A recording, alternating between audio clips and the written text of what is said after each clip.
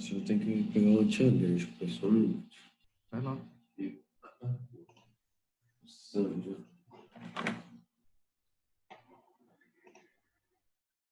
Tá aqui na bolsa. Vou fechar meu WhatsApp aqui, senão vai ficar bipando. Uhum. Vocês estão vendo a tela aí da apresentação? Sim. Legal. Quanto tempo existe a tua empresa? Ela está há 3 anos. 3 anos já? A gente se juntou há 3 anos aí para começar a lidar com isso. Na verdade, a gente já estudava por conta própria, por necessidade própria. O Luciano, que é meu sócio, meu primo, também tem um histórico aí, já teve canil, gosta da coisa. Aí juntou uma hora e falei assim, vamos fazer negócio mais sério? E aí foi indo, foi ganhando corpo, a gente está evoluindo. Tá? Ainda nos consideramos bem no início, né? Assim, em termos de... Aqui em Campinas, se você pensar bem, é um mercado muito pouco consolidado nessa área, né?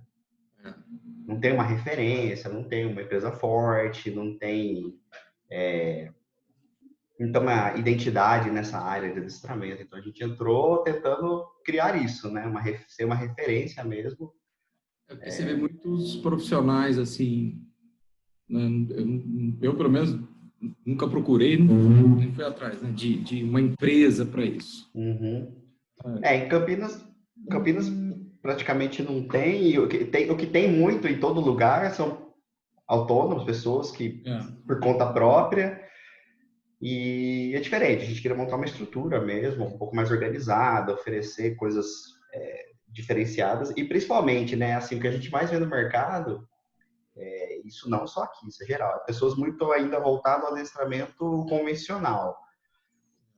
Poucos entram na parte comportamental, porque isso dá trabalho, isso é mais complicado. Muita gente que a minha cunhada tem um Beagle. Qual que é da chama? É Beagle ou não? Beagle. Nossa, agora ele acalmou. Mas um verdadeiro furacão. Se a gente reclama dela, você pode reclamar.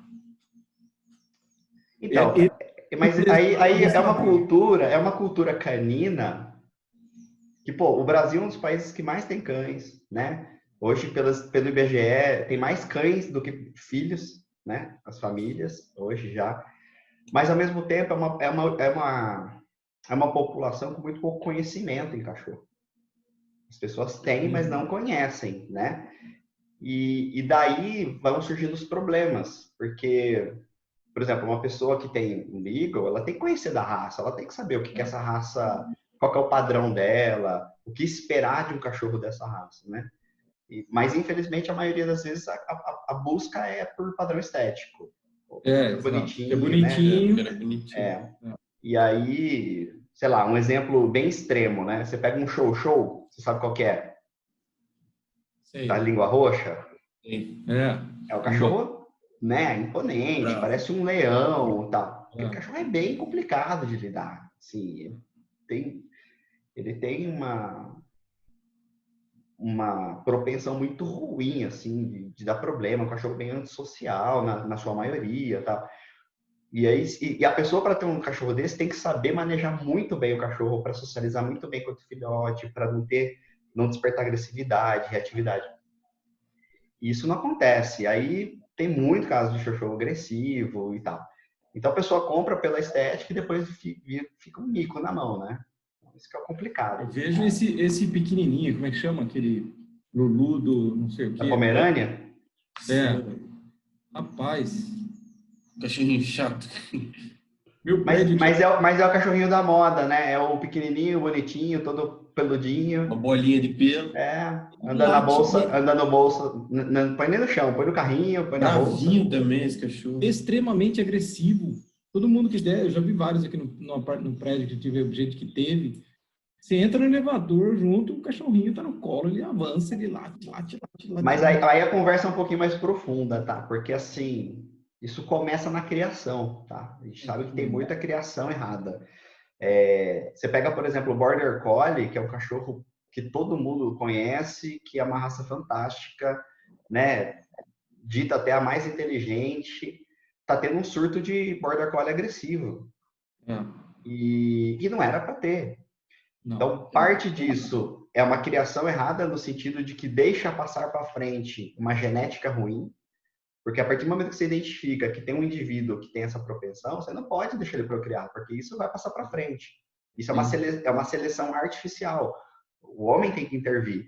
Só que no canil, pensa, é um negócio. Se o cara não faz isso, ou se o filhote é agressivo, ele tem que vender, ele tem que fazer dinheiro, tem que pagar as contas dele. Então, independente se o cachorro tem ou não tem problema, a roda tem que girar. E aí então o problema começa dali. E aí cai na mão de pessoas que não sabem lidar. Então, assim, tudo isso vai potencializando problemas. A verdade é essa. Enfim. Mas vamos lá, sem mais delongas. Primeiramente, obrigado.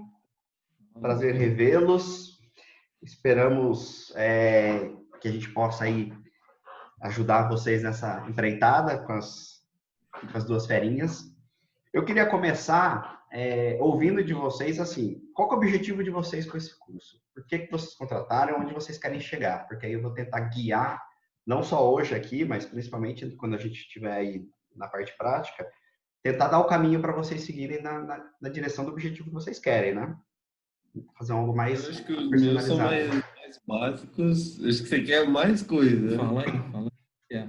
Meu pai quer o cachorro super treinado. Para mim, é que assim, as outras pastoras que a gente tinha, elas eram super boazinhas, super amorosas, só que Uma delas era... ela era, a gente Uma chamava delas. ela de doida, porque chegava lá, ela era muito forte, muito grande, e ela pulava, ela acabava machucando sem querer, porque ela era boazinha. E porque ela não sabia que não podia, né? Eu acho que queria que essas duas aqui fossem mais, entendessem mais, né? Não sei, mais calma, não sei se mais calma, né? Porque ela já começou a pular. Você aparece aqui, ela já começa a pular, raspar a perna, já estragou meus shorts. Sabe, um cachorro mais controladinho, né? Saber o não. Aí meu pai já quer mais coisa, né? Não, assim, aquilo que eu te falei, quando eu era moleque, acho que da altura, da idade do Felipe, assim, eu queria muito um pastor. Então, eu tive um pastor e nunca fui atrás, naquela época era mais difícil, ir atrás de saber informação e tudo mais. Mas eu consegui, com a minha pastora, que era uma fêmea, deixar a cachorra com um comportamento excelente, né? Então, assim, ela me obedecia, eu saía com ela passear, ela passeava bonitinha do meu lado, eu podia até soltar a coleira dela, que ela andava comigo, eu mandava ela sentar, ela sentava, então eu falava assim, Sasha, senta, ela sentava. Aí eu falava assim, e ela via gato na rua, ela ficava louca, eu falava assim, senta, ela sentava e só ficava olhando. Aí eu soltava a coleira e falava assim, agora vai. Aí espantava o gato. Voltava, ficava comigo. Eu chegava em casa, aí ela teve cria, as duas também foram juntas. Eu saía direto com ela. Somos em 3 irmãos e uma irmã, mas quem cuidava era eu. Saía com ela na coleira, normal, comportada, chegava em casa, soltava. Eu falava, bom, agora nós vamos brincar. Falei para eles, eu tenho uma orelha cortada aqui porque eu brincava com elas, né? Eu fui brincando, assim, enroscou, rasgou minha orelha. Não foi que as morderam tinham arrancado minha orelha, né? Mas eu tinha hora de brincar, brincou, parou, acabou, vamos pro seu canto. E elas ficavam, né? Eu chegava indicava eu, meus irmãos, indicava o carro na garagem, falava assim, ó, esperem eu entrar. Moral na Barão tá pura. Abria o portão, elas não saíam pra rua, entrava, fechava o portão, aí elas vinham. Então, assim, a gente quer uma cachorra assim, eu chegar na chácara, Que a gente viu do eu vi até no seu vídeo, né? Vai pro canil. Vai lá pro canil, fica me esperando entrar com o carro. Às vezes eu não preciso ir no canil, que é lá no fundo. É só esperar, né? Esperar num canto, até para vigiar, para ver se vai entrar alguém junto com a gente, alguém estranho, né? Elas estão lá para tomar conta da chácara, né? A cachorra que a gente quer são cão de guarda, né? Um não cão é de pra ser guarda. tão bonzinho também. Um assim. cão de guarda e um cachorro que você vai lá, vai brincar com elas, vai, né? Tem um animal para socializar com a gente também, né? Mas elas efetivamente vão ter que tomar conta da chácara. É o que você falou, tipo, da Tia Mazé, assim, que o Beagle dela, agora ele tá mais calminho, mas no começo, Puta, Era não dava impossível. para ir lá, sabe? Você ia lá, ele te sujava, ele pegava celular da boca, ele Saía pegava correndo, sapato, pegava destruía. bolsa. Você não podia ficar à vontade lá. Eu acho isso muito chato. Eu não queria que elas fossem assim, né? Uma das coisas. Uhum. Acho que é tudo isso. Certo. A gente vai tocar Coisas nesse assim, tema. eu não sei como isso é feito, mas como elas vão estar na chácara e quando elas forem adultas, lógico que a gente vai regrar agora os horários de comida, um pouco mais do que era com as outras, tal. Mas eu quero tentar evitar que, vamos supor, tá fazendo churrasco? Toma uma carne aqui. Isso a gente sempre proibiu que fizesse. Mas um ou outro acaba fazendo, né? E eu não gosto, né? Que fica o cachorro em cima na mesa, te pedindo comida. Elas nunca fizeram, né? Elas Não. ficavam ali, nem pediam. Mas eu não gosto que faça isso e até, vamos supor, se alguém quer jogar alguma carne, alguma coisa, com algum veneno, com alguma coisa para elas, fora da onde é o local que elas comam, elas vão acabar comendo, né? Isso pode fazer mal para elas. Então, assim, tentar nesse sentido, eu não sei como fazer isso, Isso não é né? possível. Acho bem difícil também. Mas Bom, eu notei algumas palavras-chave aqui do que vocês falaram e vou só dar uma pincelada aqui antes para a gente se alinhar. Vocês falaram muito assim, que era um cão calmo, né? Isso 80% é genética, né? O cão tem a personalidade dele, que pode ser um cão mais agitado, mais calmo, mais agressivo, mais medroso, mais tímido, mais explorador. Isso é inato. Isso vem dele de fábrica. Vocês têm duas que podem ser comportamento totalmente diferente um da outra, tá? Então, isso vocês talvez já tenham percebido do primeiro dia. Lógico que filhote, via de regra, ele é mais agitado por natureza. Se você for, por exemplo, numa ninhada ou em loja que vende, você vai ver que tem um cachorro que tá, nossa, mordendo e tal, e vai ter um que vai estar dormindo. É normal, dentro da mesma ninhada, na mesma situação, no mesmo contexto, eles estão reagindo totalmente diferente. isso acontece até com filho, né? Com certeza. Isso é individualidade genética da natureza. Deus criou assim, né? Cada um tem o seu perfil. Ainda Os bem, né? outros 20% que sobra aí é como a gente lida com esses 80%, que eu posso alimentar ou eu posso tentar controlar, né? Então, assim como uma criança que é agitada, e você fala assim, não, agora é a hora de comer, para, agora é a hora de estudar. E você vai guiando, né, a criança no caminho que você está querendo, não, com paciência, ao longo da vida dela. Ou você pode deixar rolar, ou até mesmo alimentar, de ficar cada vez mais dando coisa para a criança fazer, e ela vai ficar uma criança hiperativa e etc.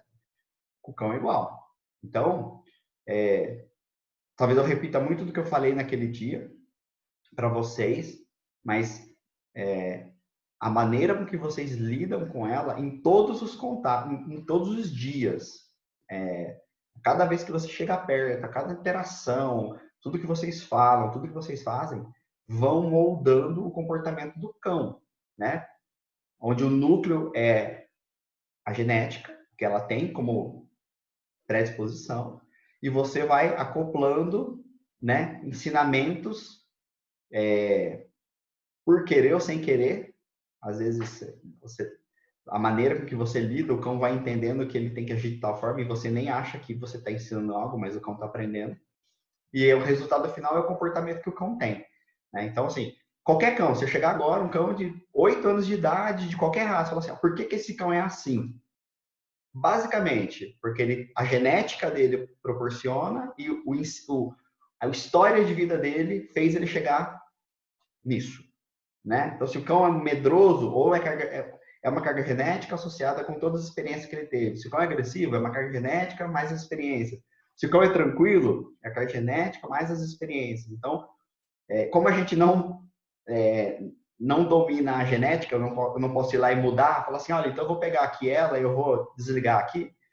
Sobra para a gente trabalhar as experiências, né? O ambiente, o manejo. Então, a gente vai focar nessa parte que a gente tem controle. que é a segunda palavra que eu anotei aqui. Falou, quero mais controlado. Quando a gente educa um cão, quando a gente adestra um cão, é justamente isso. A gente quer ter um pouco mais de controle sobre ele, que no fundo, a verdade é que a gente consiga se comunicar com o cão. Você deu vários exemplos da sua outra cadela que você se comunicava com ela, né? Fica aí, senta, tá. É isso que pra gente dá a sensação de controle. Mas esse controle só foi possível porque ela te entendia e você sabia se comunicar com ela. Né? E isso é a finalidade do adestramento, é você criar uma via de comunicação com o cão. Porque, via de regra, né, é aquela história, o cão não entende português, e se você não conseguir criar associações do que você está querendo falar, não adianta você falar assim, que nem falou, né, entender o não, né? O não sozinho não significa nada.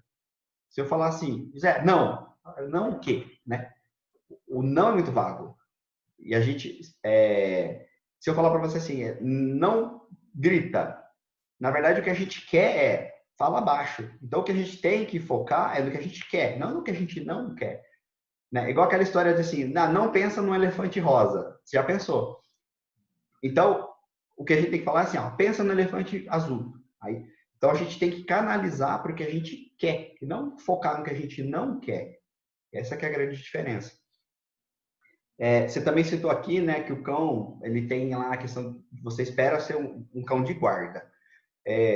Trabalhos de cão de guarda, eles têm treinos bem específicos, não sei se você já viu, já conhece.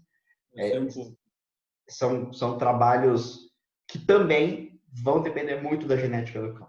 Né? Um cão de guarda,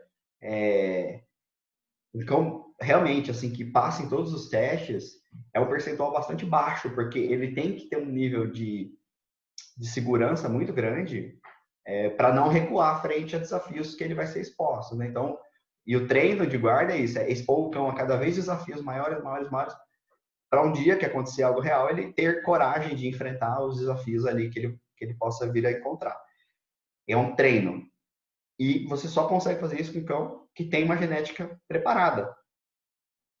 Tem cão que você bateu o pé, ele tá latindo, mas você bateu o pé, ele vira as costas correndo. Ele parecia super bravo, mas ele tem um limite dele, cara, passou daqui, eu recuo. Mas, ao mesmo tempo, o próprio fato de você ter 2 cães de grande porte, isso já é intimidador, né? Isso já é algo que, assim, cara, se alguém quiser fazer alguma coisa, ele vai... A gente sabe que se quiser, o cara, ele rouba até banco, né? Então, não vai ser o cachorro que segura. Mas, se tiver passando alguém de bobeira e à toa, ele não vai priorizar uma casa assim. E o pastor, via de regra, ele é um cão que ele tem uma questão territorial muito importante. Ele defende muito o território, né? Aquele outro cão que eu te mostrei, quando eu perguntei, lá foi o contrário. A primeiro dia eu perguntei assim, o que você quer com o seu cão? Você quer que seja um cão de guarda? Não, para mim é um pet, é um cão, né? Eu falei assim, olha, então a gente vai ir um pouco contra a genética dele, vai dar um pouco mais de trabalho. Porque o natural dele não é isso.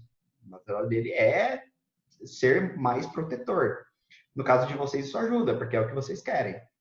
Então, a tendência desse cão é que ele seja o melhor amigo de vocês, mas se daqui 1 ano eu pisar lá, vai querer me pegar. Não tem essa, entendeu? Então, isso é uma coisa que para vocês talvez seja mais natural. Eles vão fazer esse tipo de trabalho, porque ele é um cão para esse tipo de trabalho mesmo, mais naturalmente. Por fim, só o ponto que você falou da... Oi? Que é um cão bobo, né? Que qualquer um que entre lá, ele vai lá abanando o rabo e, né? Tem que saber. Existe. Tá com a gente. Se eu falar para você que não existe, eu vou dar um exemplo. O meu sócio mesmo, ele comprou ele tem um Rottweiler, agora tem 2. O primeiro ele comprou e ele queria fazer treino para guarda. Ele falou, esse aqui vai, né, que é parecido com uma chácara, a casa dele e tal, isso aqui. Cara, desistiu. O cachorro não tem tino para isso. O cachorro adora a pessoa. Você chega lá, ele nunca fez nada. Ele é um brutamonte de 55 quilos, mas que ele vem babando em você e se esfrega. Ele não se dá bem com o gato. Até hoje foi a única coisa que ele reagiu. A gente não sabe, né, se efetivamente amanhã pular um estranho, se ele, né, nunca aconteceu. Mas a tendência, assim, sei lá, chega a visita, vem uma pessoa de fora aqui, um amigo. Ele não é o cachorro que já quer te matar. Pelo contrário, ele fica olhando, chega perto.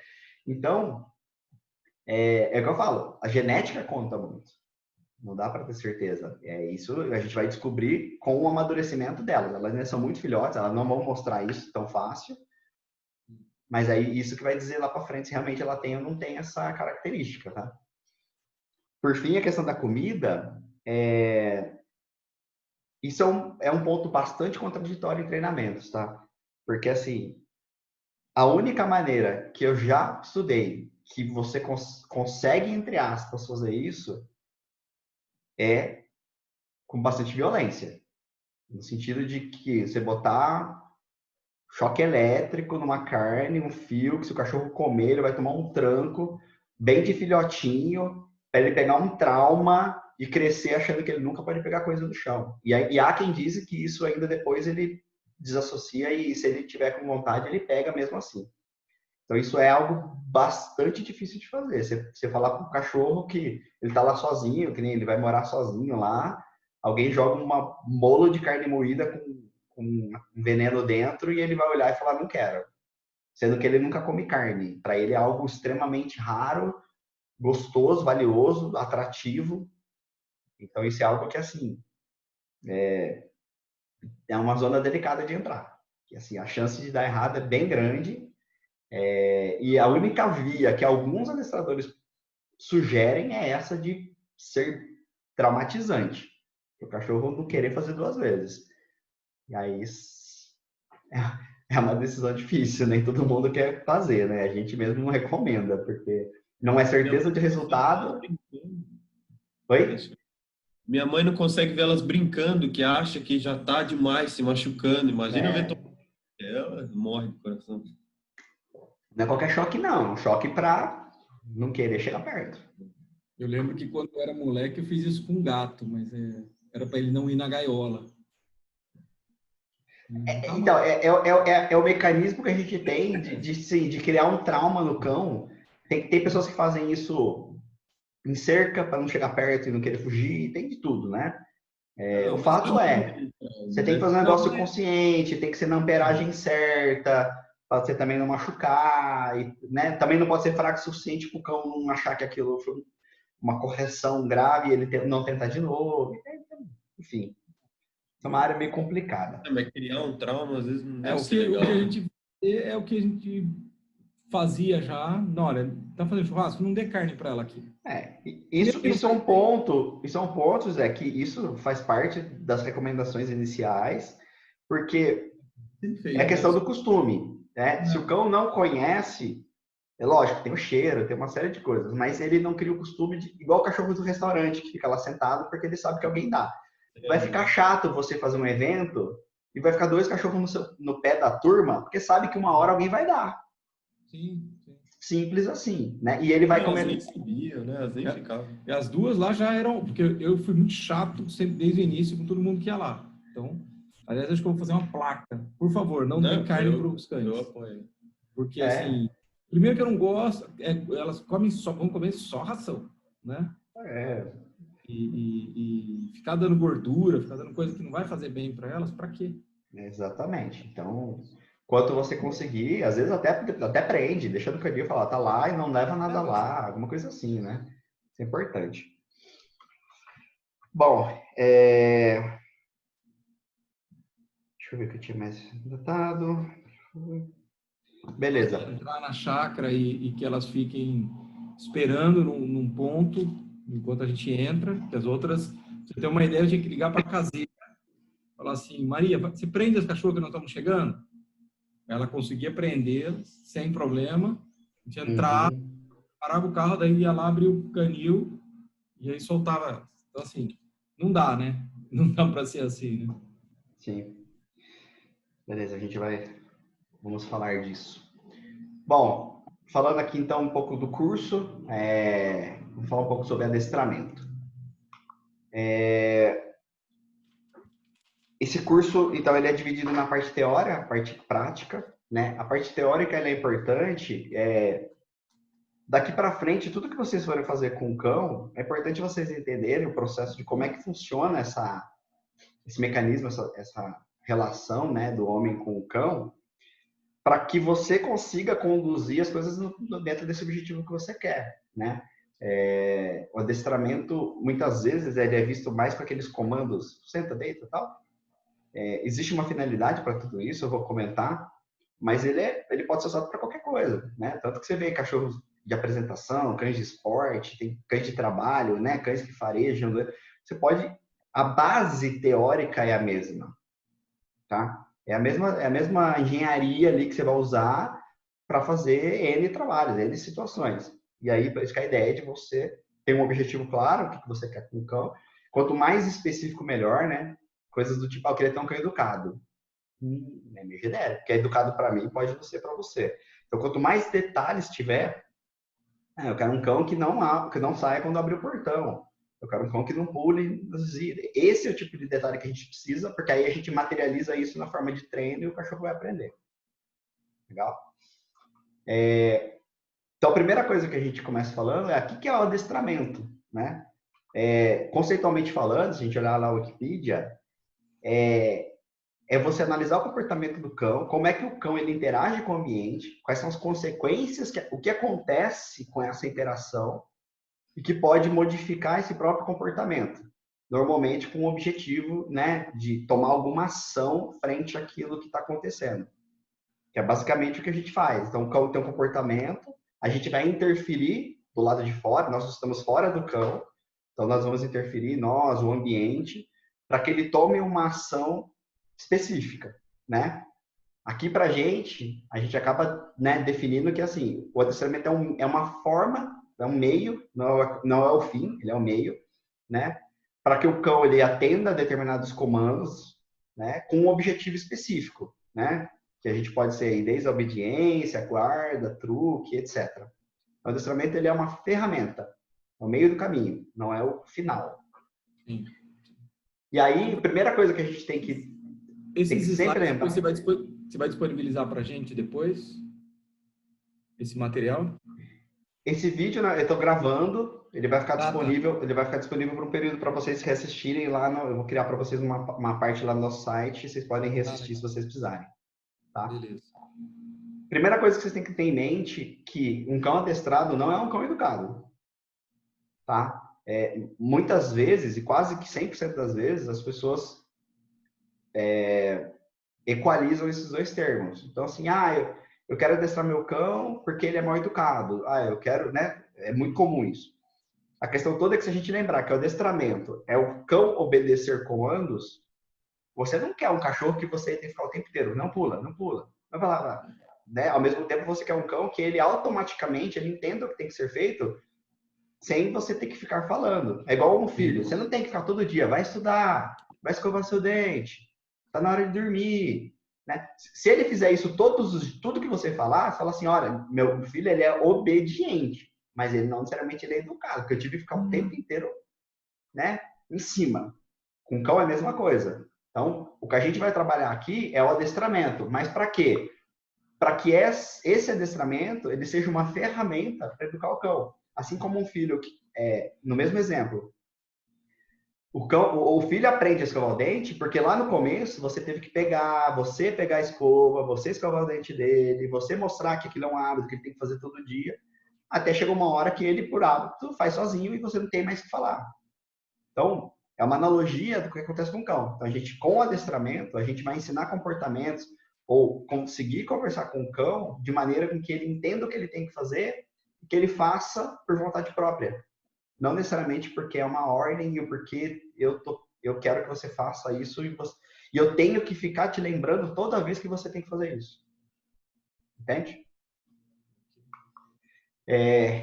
Aí algumas coisas bem, né, para a gente alinhar. Normalmente, o adestramento que a gente trabalha aqui nesse adestramento doméstico, a gente visa um bom relacionamento familiar. Então, assim, o que a gente sabe é que muitas vezes o maior motivo de abandono é o cão tá com um comportamento inadequado, um cão que acabou ficando agressivo. E aí aquela história que você tem um cachorro para ser algo legal, ficou algo ruim, ficou chato, né? Foi frustrante. e aí todo mundo se ferra, o cachorro mais ainda, porque normalmente é ele que vai ganhar as contas, né?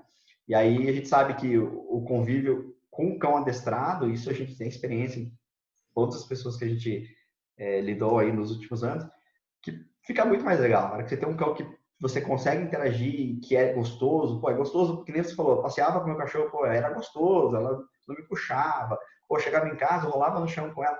Isso que é o objetivo, a gente promover um cachorro que não seja um problema, ele não seja um estorvo na família, ele agregue, né? Algo que realmente possa prover aí aquilo que a gente queria quando a gente trouxe o cão para casa. Sim, sim. Questão de quando iniciar é muito mito. Muitas pessoas, isso no mercado ainda, tem muita gente que fala, o cão tem que ter 4 meses, 6 meses, sei lá o quê.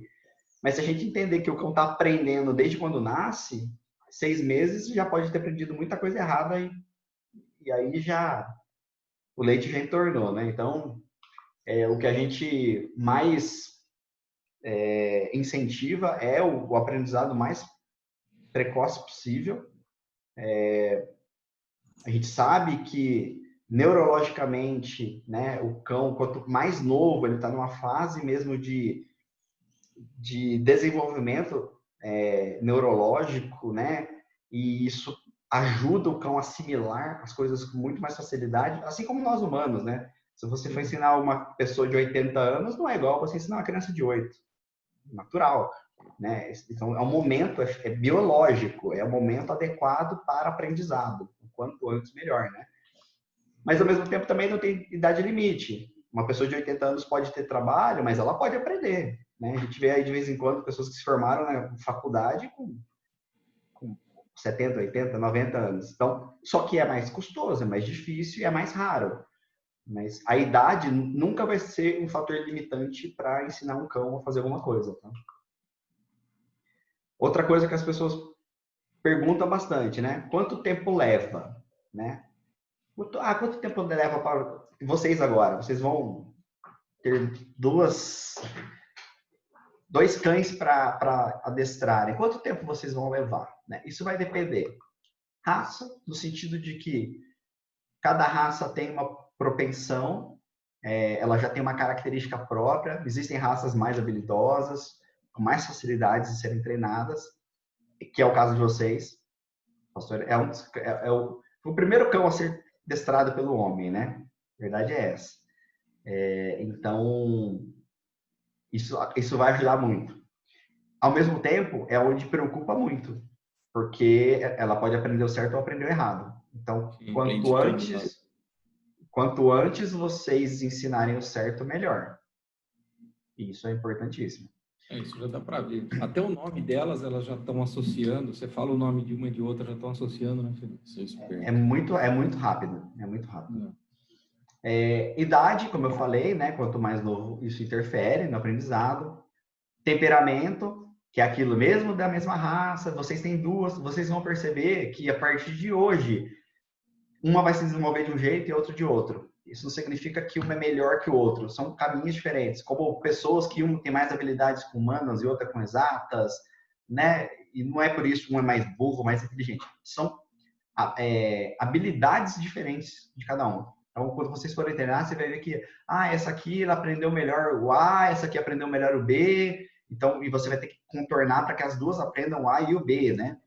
Então, isso depende muito da individualidade de cada um. Histórico do cão, que nem eu falei, se você pegar um cão mais velho, ele tem um histórico ruim, isso atrapalha o treino, demora mais. Já tem vícios, né? Vamos dizer assim. Frequência de treino, como qualquer treino, né? Eu quero correr uma maratona. Legal. Quantas vezes você vai treinar? Eu vou treinar uma vez por semana.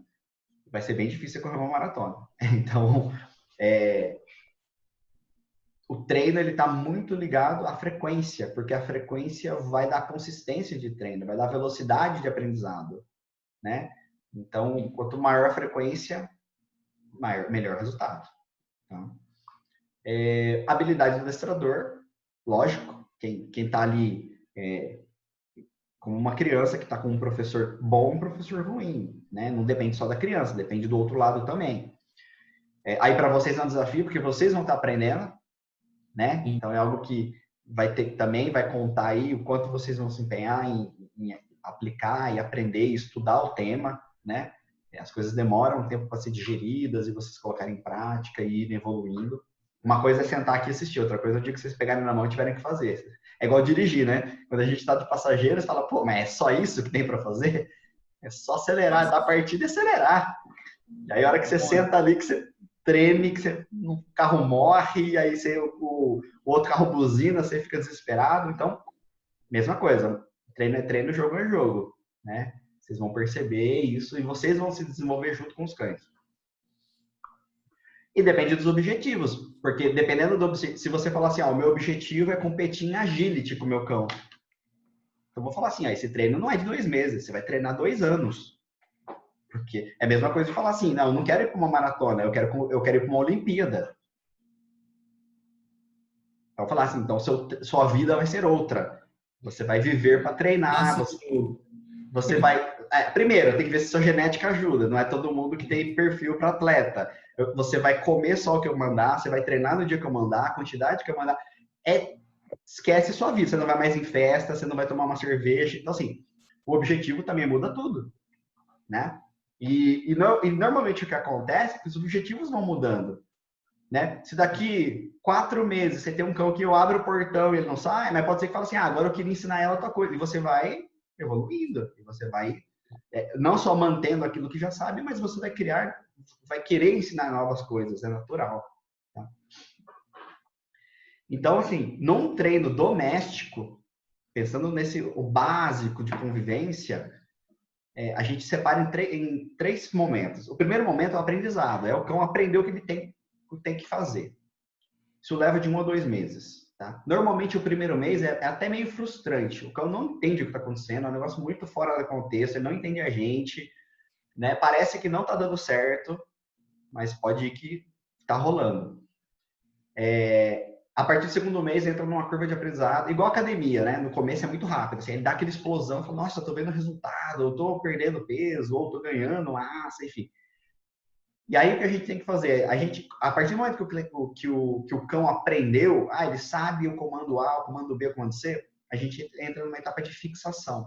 A fixação basicamente é para virar um hábito, é aquilo que eu falei, o cão ele vai fazer tanto que ele vai acostumar com aquele movimento, acostumar com aquele comando, acostumar com aquele som daquele comando. E depois manutenção contínua. O que é manutenção contínua? É igual eu falei o exemplo de correr. Eu posso treinar e correr uma maratona. Só que se eu nunca mais treinar, e daqui 1 mês eu quiser correr de maratona de novo, eu não corro mais. Eu perco essa habilidade. Então, a partir do momento que vocês ensinarem algo para o cão, isso é algo que vai ter que estar no contexto do dia a dia, porque senão ele vai perder. É algo que você não... Imagina que você ensine ele a quando abre o portão ele não sai. Só que por algum motivo você fica 6 meses sem isso acontecer. Ou porque elas saíram de lá, ou porque você não foi mais lá, tal. Ela desassocia. Pode ser que o dia que abrir o portão, ela pode voltar e por algum estímulo ela querer sair. Então isso é algo que vai ter que ser frequente na vida do cão. Tá? Para ele exercitar aquele... Tem que ser assim, todos que vão para lá fazer o mesmo comando, né? Porque assim, a chácara não é da família, né? Assim, a cunhada vai para lá, faz isso quando você chegar. Principalmente, isso é muito importante, José, na fase de aprendizado e fixação, porque depois ele vai fazendo automático, pode ser que os outros nem precisem pedir, que o cão já entende que não pode sair, por exemplo, tá? Mas no primeiro momento que para ele ainda não é claro o que ele tem que fazer, se você vai lá e faz isso, e outra pessoa vai e não faz, aí já era. Para o cão, qual que é a regra? Quando pode e quando não pode. Então, até que ele saiba exatamente o que tem que fazer, vou voltar nos exemplos, né? Acho que os exemplos é igual o lance de escovar o dente. Se uma pessoa exige e a outra não exige, como é que a criança sabe se ela tem ou não tem que escovar o dente? Ela fica perdida. Ela vai escolher aquilo que ela seja mais cômodo para ela. Se ela tiver com sono, ela vai dormir sem escovar e ela acha que tá tudo bem. E aí, para a gente entender adestramento, né, o aprendizado do cão, a gente tem que entrar num termo chamado condicionamento. Você é de que área, José? Eu fui administrador de empresa, sou a vida inteira na área. Eu sou formado em administração também. Mas sempre atuei mais na área comercial, de vendas. Tá. nos últimos 10, 15 anos como diretor de empresa. Tá. Então, esses conceitos aqui são da psicologia, não são da psicologia canina, isso é psicologia humana, mas ele é aplicado hoje em treinamento de qualquer animal, não só de cachorro. E aí a gente precisa entender, quando a gente fala que a gente quer que o cão aprenda, vamos definir o que é o aprendizado, né? Então, o aprendizado é a forma com que o animal ali, o cão, ele vai reagir ao ambiente, modificar o comportamento dele através de algum sinal. Então, tem alguma coisa no ambiente que vai me indicar que eu tenho que executar um certo comportamento para ter um resultado X, que, via de regra, é para ter algum benefício, tá? Pensa na natureza, tudo que o cão faz, ele não faz à toa, né? Parece um cão solto. Se o cão tá andando para lá, para cá, provavelmente está procurando comida. Ele tá exprimindo um comportamento em benefício próprio. Ele está atrás da comida dele. Se você pensar naqueles cachorros que ficam tomando conta de um lugar, igual aqui atrás de casa tem um ponto de ônibus, tem 2 cachorros que moram ali. E aí quando passa alguém, eles quer espantar. O que eles estão fazendo? Eles estão defendendo o território dele, estão, né, protegendo a casinha dele, o local que eles moram, em benefício para a segurança deles. Olha, a gente tem que proteger o nosso lar, vamos dizer assim. Então, todo o comportamento do cão, e ele aprendeu isso ao longo da vida, ele tem que ser daquele jeito para proteger. Então, a relação, os cães, os animais, nós também, muitas vezes, a gente faz sempre procurando ter um benefício, direto ou indireto, tá? Isso é importante a gente saber porque toda a fase de treinamento vai envolver um benefício para o cão, né? Aquela história de assim, o cão vai fazer porque vai fazer, isso não existe. Mesmo que o benefício para o cão seja ele não apanhar, que não é o que a metodologia que a gente usa, mas o cão ele vai fazer, qual que é o benefício dele? Eu vou fazer que senão eu vou tomar um pau. Mas tem um benefício, tem um propósito, né? Aqui, até o que a gente chama aqui de adestramento positivo, que é o que, né? Isso já tem aí quase 2 décadas, que é o que mais difundido, é a história da gente trabalhar via positiva. É a história que eu falei do não. Não pula. Não é que não pula. Eu não vou esperar o cão pular para eu brigar com ele. Eu vou ensinar para ele que eu quero que ele sente. Isso é o mais coerente, né?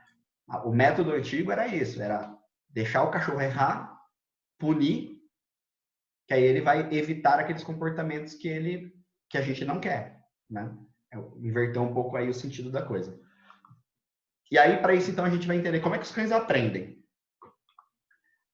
Primeira coisa que surgiu, já há muito tempo, é o conceito de condicionamento clássico, tá? É um conceito, não sei se já ouviram falar lá do experimento do Pavlov, o cão de Pavlov.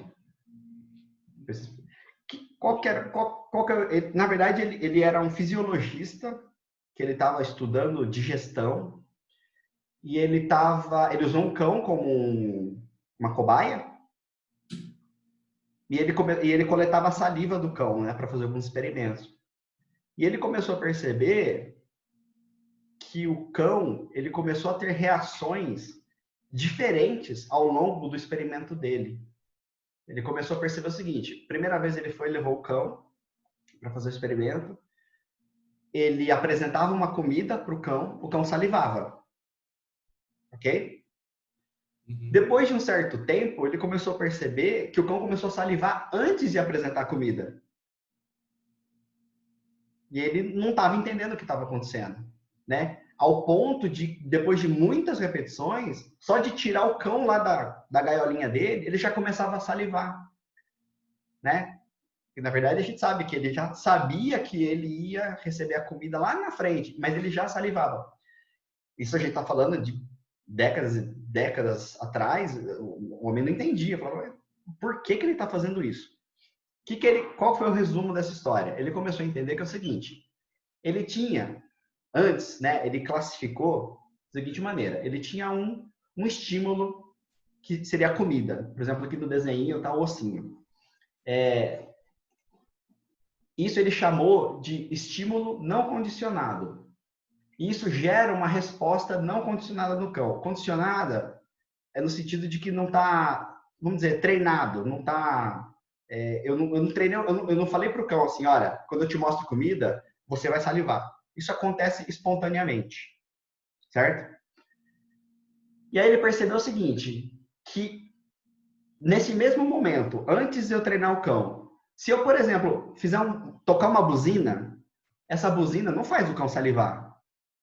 Você concorda? O que faz o cão salivar é a comida. Só que ele começou a perceber que se ele soma os dois estímulos, a comida e a buzina, também gera a salivação. Se eu fizer isso repetidas vezes, depois, só com a buzina, também gera salivação, porque isso ficou associado com a comida. Eu associei duas coisas diferentes. A buzina, que antigamente não tinha significado nenhum para o cão, era só um barulho e não fazia ele salivar, por ela ficar tão associada à comida, ela passou a sozinha gerar a mesma resposta no cachorro, que é a salivação. Tá? Isso aqui é a base, vocês vão entender depois o que isso faz sentido no nosso treino. Aí, anos depois, né, isso aqui é o que a gente chama de primeira lei do aprendizado, é chamado de reação involuntária. O que é isso? O cão, ele saliva sem querer. Ele não fala assim, nossa, agora eu vou salivar. Ele saliva, né, frente a um estímulo. Na sequência, aí teve um outro estudioso, né, um psicólogo, o Thorndike, que ele escreveu a segunda lei do aprendizado, que agora é a da ação voluntária, é o animal tomar uma ação frente a um estímulo. Ele criou essa caixa, né, essa caixa problema, que era o quê? Ele colocou um gato numa gaiolinha e colocou a comida do lado de fora. Qual que é a reação natural do gato? Ficou ali tentando pegar a comida, botando a pata para fora, desesperado, querendo a comida. Só que ele não conseguia.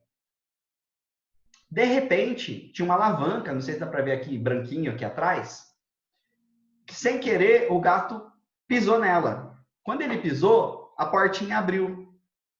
Aí ele foi lá e conseguiu pegar a comida.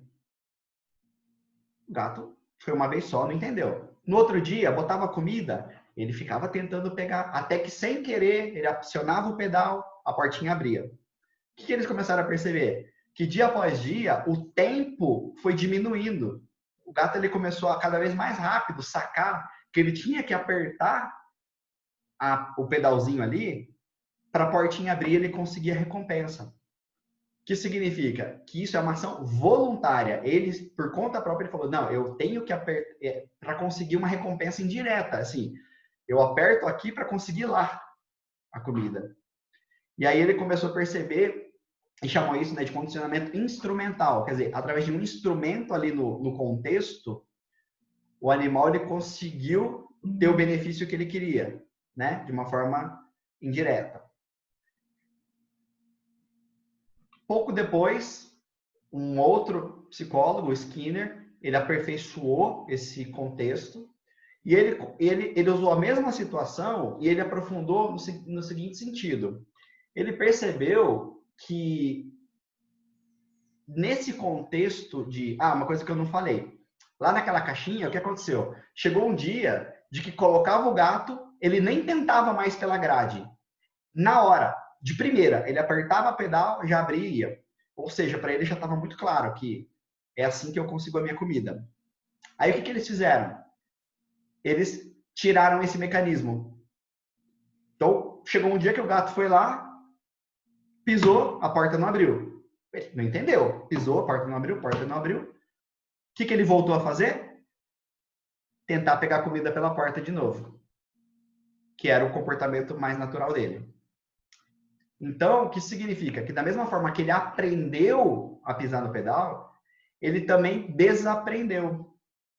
Por quê? Aí o Skinner explicou isso. Ele colocou o seguinte, ó. Se der certo, o animal tende a repetir. Mas se der errado, ele tende a não repetir mais aquilo, porque não está dando certo. Então, o gato ele começou a cada vez mais apertar aquela alavanca, porque funcionava, ele abria e ele conseguia comida. A partir do momento que parou de dar certo, ele cessou aquele comportamento de pisar no pedal. Ele simplesmente desistiu, porque aquilo parou de funcionar. Então, isso aí o Skinner deu o nome de comportamento operante, que é o quê? Se a consequência do comportamento dele, da ação que o animal tomou, for reforçadora, der certo, vamos dizer assim, isso tende a se repetir. Se não der certo, tende a se extinguir. Isso tem tudo a ver com o treinamento dos cães, porque assim, quando a gente tiver um comportamento que a gente quer que ele aconteça novamente, nós temos que reforçar, nós temos que incentivar. Se o cão tiver um comportamento que está inadequado, nós temos que garantir que isso dê errado, que ele não consiga, para que ele também desista e pare de procurar esse comportamento por conta própria. Ele percebe que aquilo não funciona e ele desiste. Entendeu? E aí, dado esses três condicionamentos, né, o Skinner ainda colocou que aquela resposta que, na média, gerar um benefício para o animal, ali, no caso, para o cão, ele vai ter uma tendência de ter uma frequência maior, né? E aí existe um conceito, né, que é o tal do reforço positivo, negativo, punição positiva e negativa. O que é isso? Isso é o que a gente chama hoje de aprendizado associativo.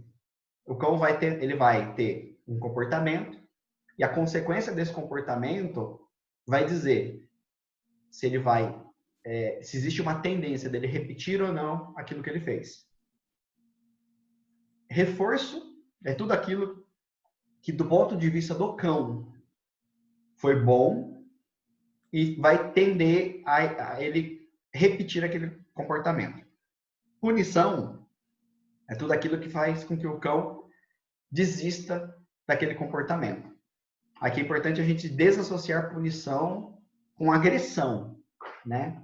Aqui é um termo, foi traduzido dessa forma, mas o contexto aqui, o entendimento é que é tudo aquilo que a gente fizer que faz com que o cão, que o desmotive a continuar aquele comportamento. Tá? A gente vai dar alguns exemplos aqui. E o conceito de positivo e negativo também não tem nada a ver com ser bom ou ser ruim.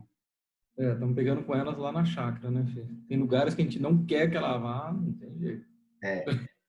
E aí, o positivo e negativo é o quê? Positivo é quando você inclui alguma coisa no contexto. Negativo é quando a gente retira alguma coisa do contexto. Então, não é bom nem ruim. Para ficar claro, vamos imaginar um exemplo aqui de passeio, tá? Você está passeando com o cão e ele está do seu lado certinho. O comportamento dele está do jeito que você gostaria. É um comportamento bom. E a gente vai reforçar para que esse comportamento ele aumente ou ele se fixe, né? Que ele se repita. Então, o que a gente faz? No reforço positivo, eu vou dar algo para o cão, por exemplo, na foto é um petisco, eu vou dar um parabéns para o cão. Olha, parabéns que você está nessa posição. Porque isso vai fazer com que o cão repita isso. Tá? Então, é um reforço, porque o comportamento, a gente quer que ele se repita, por isso que é reforço. E positivo, porque a gente está dando um petisco, a gente está adicionando algo no contexto. Na mesma situação, o cachorro ele tá andando com a gente e ele está numa posição legal. Na verdade, o que a gente fez foi, a gente trouxe o cachorro até a posição que a gente queria, puxando a guia. Isso não necessariamente é gostoso para o cão, mas a gente forçou ele numa situação. E quando ele chegou na posição que a gente queria, a gente relaxou a guia. O que a gente tirou? A pressão da guia. Por isso que é negativo. Eu tirei do contexto a pressão na guia. Para quê? Para reforçar que ele está no local correto. Para o cão, assim, olha, então é bom eu ficar aqui, porque aqui é mais tranquilo. Quando eu estou fora, tem uma pressão na guia que me incomoda. Então, é mais vantajoso eu ficar aqui nessa posição. Entendeu? Então, reforço, porque ele está no local correto. mas é negativo porque a gente tirou a pressão da guia nesse momento.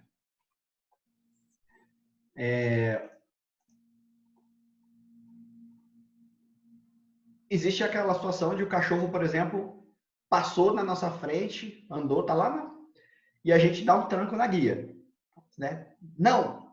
O exemplo do não aí. Pá! O que a gente fez? A gente deu uma bronca, a gente fez uma punição. Punição porque o cachorro está com um comportamento ruim, a gente quer que ele evite. Eu não quero que ele passe na minha frente. É uma punição. Positiva, por quê? Porque eu adicionei um puxão na guia. Eu dei um tranco. É positivo. Eu dei um chacoalhão, ou dei um berro, briguei e tal. Então, isso é uma punição positiva. E, por fim, eu estou caminhando com o cachorro, ele passa na minha frente, eu simplesmente paro. O cachorro vai, ele naturalmente, ele estava ansioso ali, querendo passear, parou. O que é isso? É uma punição, porque eu não quero que esse comportamento de avançar na minha frente ocorra, então a gente quer diminuir esse comportamento, e a gente retirou o quê? O próprio passeio. Eu parei. Então isso é uma punição e é negativa, no sentido de que eu retirei aí algo do contexto. Então veja que aqui é uma punição e eu não fiz nada, eu simplesmente parei. Mas, tecnicamente falando, é a mesma punição de eu dar uma paulada no cachorro. A finalidade é a mesma. Eu quero que o cachorro pare um comportamento específico. Tá? Se a gente voltar nesse quadrinho aqui, hoje, né, basicamente, 90% do trabalho, a gente trabalha com reforço positivo, que é mostrar para o cão o que é o certo, porque você mostrando o que é certo para o cão e ele tendo benefício fazendo certo, natural, é igual o gato, que ele já vai direto no caminho que dá certo. Ele não vai no outro que dá errado, que não traz o benefício para ele. Né? Se ele sabe que é por um caminho A que as coisas funcionam, ele não vai tentar o B, o C ou o D. Não vai ficar testando isso. Tá? A não ser que ele vá no A e ele não consiga. Aí é igual o gato que desiste, fala, aqui não está mais dando certo, eu vou fazer de outro jeito. Então, basicamente, trabalhar com reforço positivo. Em alguns casos, punição negativa, que é igual o caso de passeio e você parar. Ou, por exemplo, o cachorro pula em mim, eu viro as costas e não brinco com ele. Tecnicamente, eu estou punindo o cão. Eu estou punindo porque eu não quero que ele pule. E é negativo porque eu estou saindo do contexto. Eu virei as costas e fui embora. Não brinquei com ele. Então, por isso que a gente não pode ter um pouco de preconceito com a palavra punição e associar que é só brigar, bater, etc. Que não é. A gente vai usar isso no dia a dia com o cão, até sem pensar se aquilo é uma punição ou reforço. Às vezes é no automático, mas isso tecnicamente acaba acontecendo. Tá? E a gente não trabalha, né, via de regra, no efeito de aprendizado, com punição, porque a punição, ela normalmente cria consequências ruins, o cão começa a criar comportamentos de fuga e de esquiva para tentar fugir da punição e não necessariamente fazer o certo, tá? Como, por exemplo, né, a gente, se passar correndo no radar, a gente toma uma multa. Por que existe o radar? Porque a gente tem um comportamento inadequado de correr, então, as autoridades colocam instrumentos para tentar controlar a gente. Mas o que acontece? Muitas vezes a gente foge. A gente sabe onde está o radar, freia ali e depois a gente acelera. Então, não necessariamente a punição, ela tem um caráter pedagógico efetivo de ensinar. Entende? Com o cão vai acontecer a mesma coisa. Ele vai começar a diferenciar situações em que ele vai ou não vai ser punido e isso vai direcionar se ele vai ou não ter aquele comportamento. Então, por isso que a gente acaba sempre ensinando via, né, na via positiva. E assim, a outra que nós tínhamos na chácara, que era a Lana, uma era mais comportada, a outra não. Eu podia falar 300 vezes para ela que não dá, não pula, Lana, não pula. Não adianta. Porque ela nunca aprendeu, né? Por isso que eu falei. Então, assim, ela pulava, e ela já era muito forte, né? Aí você não consegue. Mordendo a cadeira. Tá maluca? Você tá maluca? Olha aqui. Esse tio tá aqui, ó. vai colocar você no eixo. Olha lá. Tá Eu vendo? vou ensinar vocês a colocar ela no eixo. É diferente. Ó, Já estão fazendo isso de, assim, que nem ontem, que pegou cocô de gato na boca. Ela sabe que é errado, porque eu chego perto, ela sai correndo assim de mim, e antes ela não fazia isso. Ela fica meio que, sei lá, se é achando que eu tô brincando. então vou usar dois exemplos aqui. Me desculpem, mas faz parte do aprendizado. Claro, claro. Vamos olhar sobre a ótica do cão. Se a gente quiser educar o cão, a gente sempre tem que trocar de lugar com ele. Ela estava ali no ambiente, por algum motivo, ela viu o pé da mesa, ela mordeu. Morder o pé da mesa já é gostoso. Para ela, já é recompensador o suficiente para ela querer repetir. Beleza? Aí, ela, além de ter conseguido isso, ela ganhou atenção e ganhou um colinho. E um colo ainda. Então, assim, se eu sou ela, eu ia sair correndo e morder de novo esse pé. Então, é isso que eu falei, que às vezes a gente ensina pro cão sem perceber. Sem saber. E aí, daqui 3 meses, nossa, porque ela tá terrível. Eu não sei por que ela faz isso. Se a gente tivesse ali um Big Brother filmando, eu ia voltar e falar, ó, olha aqui, ó, quantas vezes isso aconteceu. E aí a gente lembra, se der certo, repete. Deu certo, repete. Então ali, ela não teve um reforço, ela teve vários reforços. Então, é isso que a gente tem que tomar um cuidado grande na interação com o cão, principalmente do filhote, é a hora que eles estão aprendendo tudo. Né? Se você pegar um cachorro adulto, que é a primeira vez que ele faz isso, talvez ele uma vez não seja suficiente, porque um filhote ele associa muito rápido, tá? Então, primeiro ponto. O segundo ponto que eu queria comentar, quando você falou o negócio do... Deixa eu esperar ele voltar, que é para ele. Do cocô do gato. Ele foi salvar. Ela vai pegar o fio, filho. Tampa ali. Porque assim, é a cama do outro cachorrinho que ela vai lá fuçar toda hora. Não, tampa. Deixa em pé. Então, agora ela começou a morder ali, eu só tentei tirar ali, nem olhei pra ela. Assim, o ambiente não pode ter nada para elas morderem, senão elas vão ficar na tentativa erro, vai mordendo até achar alguma coisa que ela consegue. O lance do cocô, você falou assim, agora ela sai correndo, antes ela não fazia. O que será que aconteceu a primeira vez que ela pegou o cocô e você viu? Então, acho que eu vou em cima, né, pra tentar pegar, tirar da boca. Então, Daí mas o seu próprio gesto deve ter sido tão assim que assustou. direto em cima na boca dela, tirar. E aí o que na cabeça dela, ela falou, pô, toda vez que eu pego esse cocô, o nego vem que nem maluco em cima de mim. Então agora ela já aprendeu. Se eu pegar o cocô, eu tenho que sair correndo, senão o cara lá vai vir aqui que nem um doido em cima de mim. Por isso que a primeira vez é diferente, porque a primeira vez é um experimento, não sabe o que vai acontecer.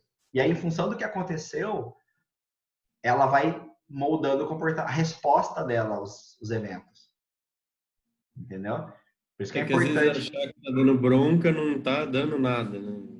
Não. A maioria das vezes, o que eu percebo, a gente com filhote, essas bronquinhas assim, não, pô, já falei pra não fazer. O cachorro tá ali, super feliz da vida. Pelo contrário, às vezes você tava lá, sei lá, assistindo TV, não tava dando bola, aí a hora que ele faz coisa errada, você vai lá. Então, no fundo, ela ganhou atenção que ela não teve o dia inteiro, às vezes, entende? Então, e você acha que você foi lá pra dar uma bronca, mas o cachorro tá adorando que você foi lá, entendeu? Eu acho que foi, é que eu não sei, fica preocupado. Na verdade, não é só com cocô, né? Ela faz isso, qualquer coisa. Ela anda na chácara, assim, comendo tudo da frente. Coquinho, pedra, come pedra. Cara, esse é filhote, conhece o mundo pela boca, vai botar tudo na boca. Criança, meu filho, é assim, bota o celular, controle remoto, chinelo, o que você deixar, ele leva pra boca. Aí você tem que falar, isso pode, isso não pode, isso pode, isso não pode. Não tem jeito. É o jeito de Você falar precisa... não. Na verdade, assim, não existe um jeito de você falar não. Porque assim, imagina lá na chácara, quantas coisas tem. Você vai falar assim, não, é tanto não que pro cachorro não faz diferença. Né? Na verdade, o que é o sim? Porque cada não que você fala Se o cachorro experimentou e ele comeu, por exemplo, lá a pedrinha, e por algum motivo ele gostou de morder aquilo, você pode ter falado não, mas para ele foi gostoso. É isso que importa. Ele vai fazer de novo. Então, ele não entende, é isso que eu digo, tipo, não entende o que é errado, né? Eu não consigo transmitir, né? Entenderia se na hora que ele fizesse isso, algo muito ruim acontecesse. Que é igual o lance da carne lá de Mas não. aí o que eu deveria ter feito? Tirar a pedra da boca dela não daria certo. Cara, na boa, não vai ser efetivo. Ou você garante, ó, eu vou lá no quintal, não tem nada, não tem mangueira, não tem fio, não tem plástico, não tem borracha, tem grama, e assim, se ela quiser morder, deixa ela. Eu crio um contexto que que só tem acerto. É igual uma criança. Criança, eu boto ela num berço e no berço tem 3 brinquedinhos dela. Se ela quiser, são as únicas 3 coisas que ela vai conseguir interagir. Qual que é errada? Nenhuma. Porque Então, se eu soltar ela no chão, aí ela vai querer pegar, enfiar o dedo na tomada, vai puxar o quadro de fotografia, é a curiosidade dela. é que mesmo no cantinho delas lá, que é o canil, elas aprontam lá, come pedra, ela come o galho lá. Esse dia ela enfiou a cabeça no alambrado, ficou enforcando ela, a gente teve que cortar o alambrado, porque ela enfiou a cabeça ali. Mas tudo isso vai dando sinais. Primeiro, da personalidade do cão. Segundo, do quanto o ambiente ainda precisa de ajuste para deixar a prova de falhas, né? E tempo. Daqui a pouco ela vai crescer, a cabeça não cabe mais ali, ela vai passando um pouco de energia. Normal, entendeu? Você não Conhecendo a consegue. maioria das coisas, né?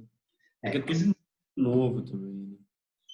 cão explorador, ele vai cheirar, vai querer tudo, vai querer morder tudo, normal. O que a gente tem é isso, que Tudo. deixar num ambiente em que nada coloque ela em risco. Ah, vai ter caco de vidro que ela vai eventualmente querer morder. Então, assim, se a gente garante, não, aqui tá tranquilo, o que ela pegar, pegou, tudo bem. Agora, se não, a gente tá errando em deixar ela num lugar que ela ainda não tem maturidade para ficar sozinha. É igual o exemplo que eu falo de criança. Você não pega uma criança de 3 anos, larga aqui e sai para trabalhar. Porque ela vai fazer besteira. Ela vai tomar um choque, ela vai ir na cozinha, vai abrir as gavetas, vai cair uma faca, vai fazer coisa errada. A gente que tem que colocar o indivíduo no contexto proporcional à capacidade dele lidar com aquela situação, né? Às vezes, mesmo pessoas mais velhas, se tiver alguma limitação, algum problema psicológico, ele também tem que ser cerceado das coisas, senão ele pode fazer besteira. A vantagem do cachorro é aquilo que a gente falou no comecinho, ele só cresce mais rápido. Vai ser alguns meses aí que você vai ter que tomar mais cuidado, enquanto que com pessoas são alguns anos. Mas o cuidado é o mesmo, tá? Mas aí, quando ela faz, vamos supor, lá na chácara, que ela pega alguma coisa que eu não quero, aí o que eu deveria fazer? Porque a minha reação é tentar tirar logo da boca dela, para ela não comer, não se machucar. Primeiro, o que ela pegou? Por que estava ali? Se ela não É, pode, por que estava ali? No ambiente é. delas. Esse é o Então, primeiro ponto. o cocô de gato a gente nem sabia, porque tem um negocinho com uma areiazinha lá no canto. A gente só foi descobrir que tem cocô de gato lá por causa delas. Daí eu tirei todos, né? Recolhi Não, tudo mas e... cocô de gato é alguma coisa que você consegue controlar? Não. Deixa então, lá, cara. Se ela botar na boca, isso é curiosidade de filhote. Não necessariamente é um problema. É que ele ficou com medo dela comer, morrer, passar Não, mal. que ela não tem vacinas ainda, né? É o que eu falei, tem coisas que o tempo vai resolver. Daqui a pouco, né, já está vacinado, você vai ter menos medo. O que você tem que garantir é isso, é de não ter coisas ali, que tem uma mangueira, que você, igual, eu até falei para você, né? Falei, vai rasgar a garrafa PET, falei, só cuidado para ela não engolir. Isso é cuidados que a gente tem que ter. Beleza, eu estou dando um brinquedo, mas a boquinha já é forte. Se ela rasgar e engolir, aí é um problema. Então, é esse controle do ambiente que a gente tem que ter, tá? Então, quando a gente fala que o cão aprende, nesse contexto aqui de reforço e punição, não é só nós, na nossa ação, cão, é o cão com o ambiente como um todo. Então, esse caso aí, se ele sozinho foi lá morder o pé da mesa, para ele já teve reforço, não precisou ninguém lá falar parabéns, e se foi bom para o cachorro, ele vai repetir. Esse é o ponto que a gente tem que pensar sempre, né? A gente sempre fala, se o cão erra, ele vai continuar errando. Se ele acerta, ele vai continuar acertando. Por quê? Porque o erro e o acerto é do ponto de vista nosso. Do ponto de vista do cão, Ele não deve ter achado errado morder a pé da mesa, ele não deve ter achado errado morder o coco do gato, ele não deve ter achado errado botar a cabeça nele. Ele não fez isso para errar. Ele tinha um intuito, né? E para ele estava vendo algum benefício nessa história. O errado é pra gente. Pô, eu não queria que você mordesse minha mesa, não queria que você comesse. Mas pro cão não é. É isso que a gente tem que sempre pensar. O comportamento do cão, seja qual for, se ele tá com medo, se ele tá agressivo, se ele tá pulando, ele tem um intuito para ele. E é isso que a gente tem que entender por que ele fez aquilo e a gente trabalha nesse objetivo do cão, para redirecionar. Então, assim, ele mordeu o pé da mesa porque ele queria morder algo, não necessariamente ele o pé da mesa. Então, eu vou dar outra coisa para ele morder no lugar. Aí que a gente trabalha o objetivo dele e eu coloco uma outra opção para o cão, que aí não é errado nem para mim nem para ele. Entendeu? Um breakzinho de uns 5 minutos. Quer fazer uma pausa? Pode ser? Fazer um pit stop? Vamos? Top, um café. Vamos sim. Deixa eu parar, E eu dou uma geral nelas aqui, porque ela já pus elas lá pro canil delas agora na sacada. Eu preciso dar uma olhada aqui. Beleza? Pode ser? Que horas são? 10h15, 10h13? 10h15, volta 10h20? Pode ser? Nada. Beleza. A gente já volta então. Falou. Dá um stop aqui, é isso? Como é que faz? Pode deixar aberto, eu vou sair também. Ah, tá bom. A gente já volta.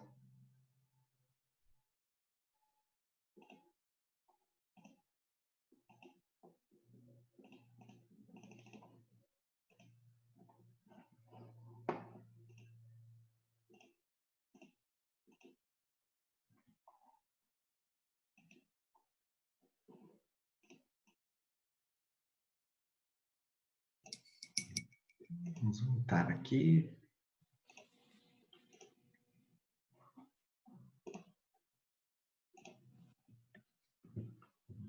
Estão vendo aí de novo, né? Sim, sim. Beleza.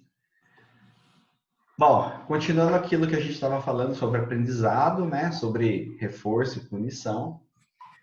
Existe também um conceito aí que a gente usa, né? E que vocês têm o tempo todo, né? Que conseguirem pensar nisso mais racionalmente, que é igual aconteceu o lance da cadeira aí, que a gente chama análise funcional do comportamento. Então, o que é isso? Então, pensa que vocês vão pegar aqui uma situação também relacionada a passeio, só para a gente entender. A gente sempre vai ter que pensar assim, o que aconteceu antes que disparou aquele comportamento do cão? Então, o cachorro começou a latir, o cachorro começou a pular, o cachorro mordeu, né? O que aconteceu antes? O que disparou? Por que o cão fez aquilo? Qual que era o objetivo? Qual que era o intuito do cão? E aí a gente vai ver, tá, qual foi o comportamento do cão? Então ele pulou, mas ele pulou de que maneira, com que frequência, etc. Né? E o que aconteceu depois? Foi bom ou foi ruim para o cão? Né? Qual que foi a consequência que ele teve? Exemplo, você está passeando com o cão, o cachorro sentiu um cheiro em algum lugar. Aí ele tentou ir naquele lugar naturalmente e ele puxou a guia, ele tentou forçar aquela situação, né? E aí vamos imaginar que por consequência você afrouxou e deixou ele ir, né? O que aconteceu na verdade, a gente reforçou o cão. A gente mostrou pro cão assim, olha, toda vez que você puxa, você chega onde você quer. E aí a importância das primeiras vezes. Porque se nas primeiras vezes isso acontece com o cão, ele já grava que esse é o jeito que é a vida. É puxando na guia que eu chego na coisa. Então ele vai puxar a guia para chegar no poste, na árvore, para chegar em outro cachorro. É uma maneira que já... Aí aquela história assim, o cão é mal educado. O cão puxa na guia. O cão não me obedece. Mas é porque lá atrás, sem querer, às vezes, no maior das boas intenções de querer, então, vai lá cheirar. A gente mostrou pro cão que ele se dá bem tendo um comportamento que a gente julga inadequado. Entende? Ou, por exemplo, imagina que você tem um cão que você sabe que ele é agitado, ele já é todo, né? E aí você tá andando e você já anda com a guia no talo ali, já quase que enforcando o cachorro, né? Você tá o tempo inteiro puxando. O que o cachorro faz?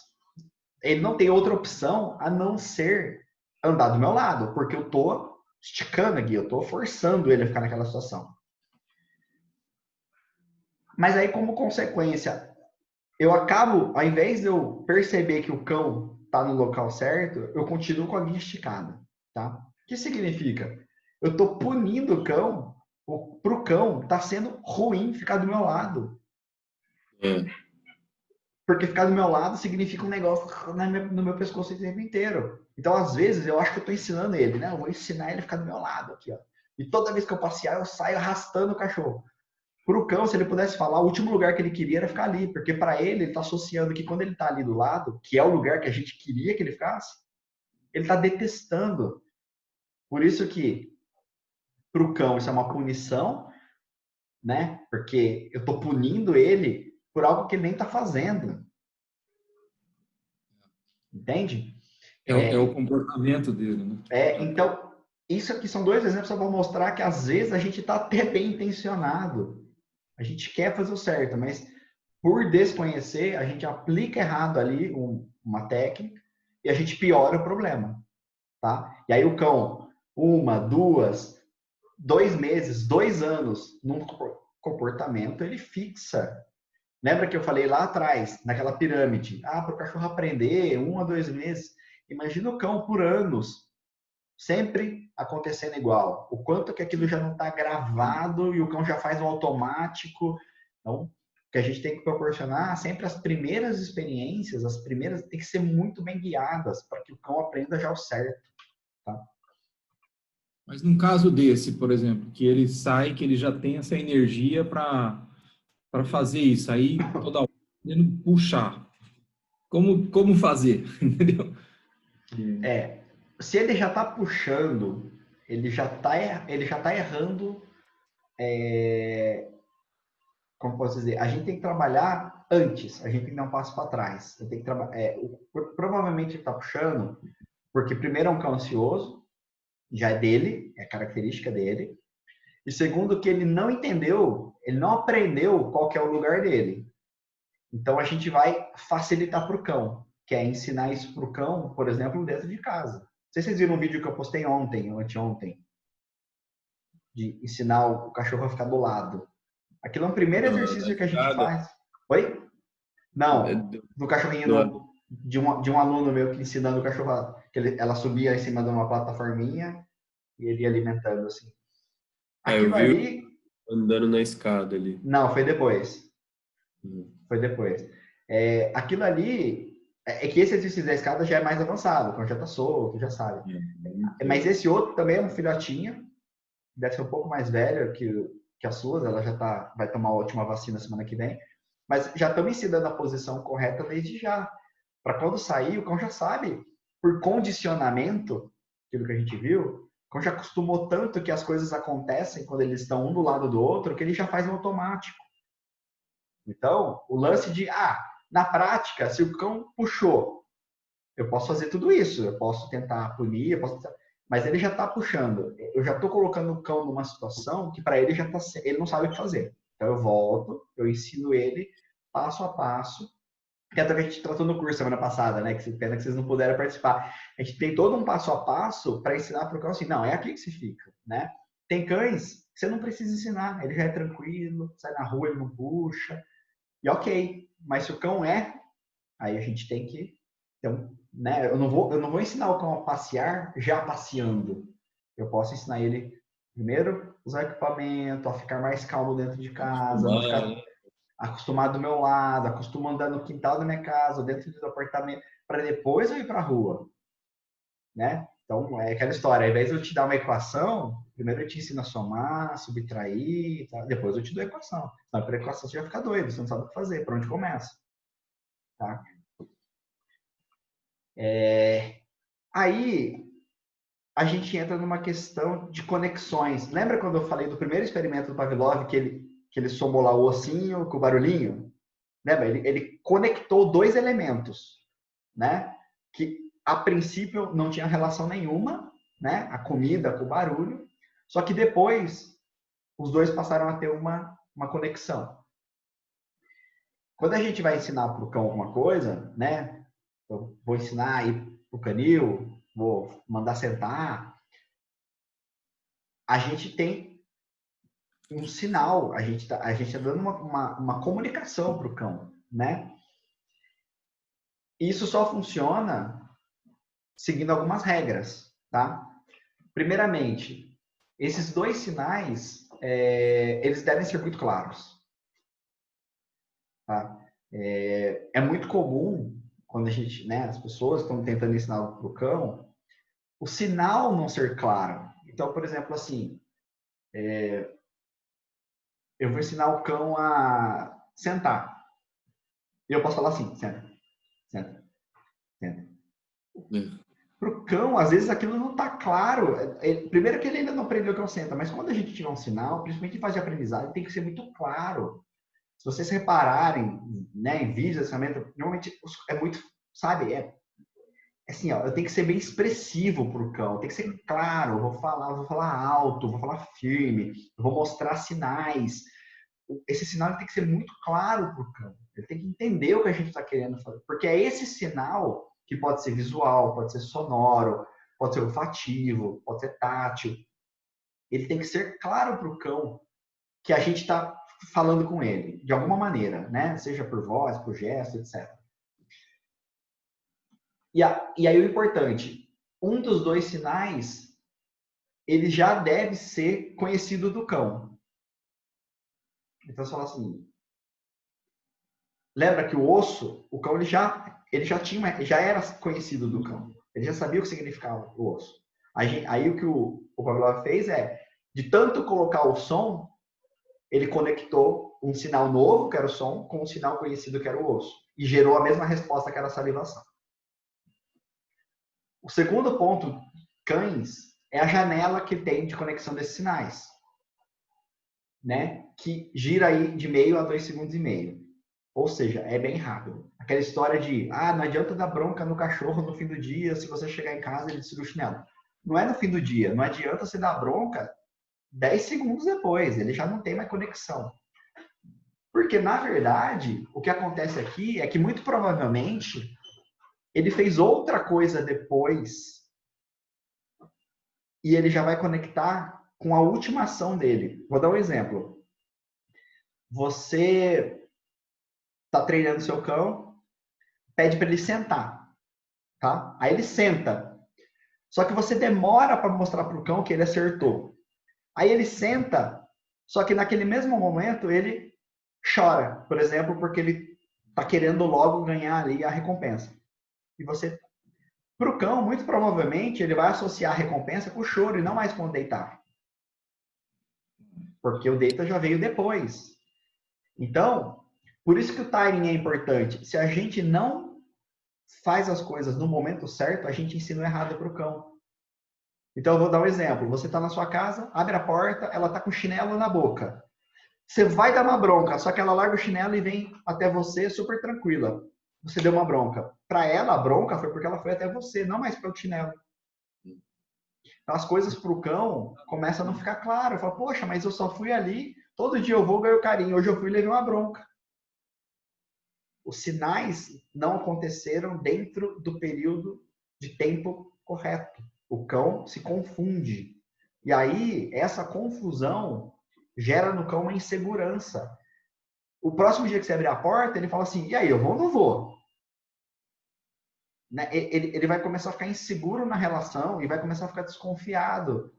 E aí, isso é ruim, porque o cão ele cresce mais ansioso, porque a ansiedade é isso, a gente não sabe o que vai acontecer.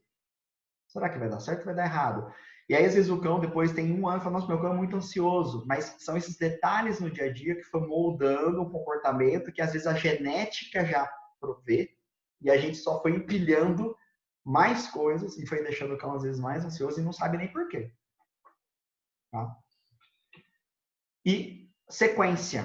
Existe também uma sequência. Sempre quando a gente for ensinar parear sinais, o novo sinal vem primeiro. Isso aqui vai ficar mais claro quando a gente for falar do adestramento. Mas o que significa? Pensa no caso do Pavlov. O novo sinal ele já conhecia o osso. Se eu desse o osso e depois buzinasse, é até meio lógico. Você concorda que ele já salivou por causa do osso? A buzina não ia ter conexão com nada. Então, o novo sinal vem primeiro. Por quê? Eu falo, é como se fosse assim, ó, pensa na nossa casa. Toca a campainha, aí você abre para pegar, por exemplo, uma pizza. Toca a campainha, pizza. Se chega a pizza e depois toca a campainha, você fala, ué, por que tá tocando a campainha? Entende? A ordem é sempre essa. O sinal que para a gente é desconhecido, ele vem primeiro para que depois haja um link e ele antecipe. Ele sabe assim, tocou é porque vem a pizza. Tocou, vem o osso. Então, sempre o sinal vem primeiro. E para gravação é repetição. A gente sabe que para gente humano, né? Como é que a gente aprende? É por repetição. A gente vai na escola, o professor ensina uma conta. O que ele faz? Agora você vai na sua casa e vai fazer uma lista de exercício. Você vai treinar, você vai repetir. Você vai na academia, você quer correr, você vai repetir aquele movimento várias vezes para o seu corpo se adaptar. Então, todo o processo de aprendizado, né? Eu vou, por exemplo, eu vou viajar daqui, eu vou para a praia. A primeira vez que eu vou, imagina sem o Waze, né? Eu tenho que prestar muita atenção, tal. É difícil, é muito complicado. A segunda vez eu já vou lembrando do caminho. A 10ª vez que eu vou, eu já sei certinho que rua que eu tenho que entrar, onde que tem, né? Cada sinal no caminho. Então, quanto mais a gente faz, mais a gente fica fluente, né? Idiomas é assim, para você aprender bem, você tem que praticar, você tem que fazer, repetir. Então, para adestramento é igual. O cão aprende também, depende muito de repetição. E aí volta naquilo que eu falei. Qual que é a minha frequência de treinos? Se eu ensinar isso hoje e só sábado que vem for treinar de novo, o cão vai ter esquecido. Então tem que ter uma certa consistência em treinamentos. Qual é a repetição? Porque assim, como elas são uns cachorros que daqui a pouco vão estar na chácara, nós não vamos ter um contato diário com elas. Uhum. Então, contato diário com elas vai ser a caseira. Caseira. Que não vai fazer os treinos. Não vai fazer os treinos. Quando a gente fala em treino formal, que é vou sentar e vou treinar meu cão. Vou pegar, né? Vou lá, sei lá, 15 minutos, 20 minutos, meia hora. Vou treinar. Acho que menos de 2 vezes por semana você não tem resultado. E normalmente 2 vezes com um certo espaçamento. Se você fizer sábado e domingo e depois falar 5 dias, é bem ruim. O ideal é que a coisa tenha uma certa cadência, né? Então, um dia sim, um não, um dia sim, 2 não, alguma coisa assim. Lembrando que quanto mais, melhor. Né? Numa situação normal, onde o cão mora, se eles morassem com vocês, eu ia falar assim, não, pega todo dia 10 minutinhos e faz um treino. Isso você tem uma curva. Não é a realidade de vocês. Então, vocês vão ter que adaptar a maior frequência que vocês conseguirem treinar esses cães. Eu consigo ir na chácara 3 vezes por semana? Então, 3 vezes por semana. Consegui 4? 4. Lembrando que são 2 cães, então você vai fazer 2 treinos separados. Então, se cada um é meia hora, você vai ter que dedicar 1 hora por visita para fazer o treino com cada uma. Entendeu? Isso é uma outra pergunta. Assim, vai fazer o treino com uma, deixa a outra no lugar. Treina uma, depois inverte, prende a outra e faz qual? No começo, sim. Vai ter um momento que você consegue, depois de um certo nível, você consegue interagir com as duas ao mesmo tempo. Então, por exemplo, eu posso falar para uma assim, ó, vai pro canil. Ela vai. Ao mesmo tempo, eu estou aqui ensinando lá, agora eu falo, vem, eu consigo, ela já tem um nível de entendimento que eu posso pedir coisas simultaneamente para as duas. Enquanto não está aprendendo, se eu estiver falando com uma aqui, a outra vai estar vindo, querendo perder meu pé, fazendo coisa errada, e você vai parar para dar bronca, assim, não vai funcionar.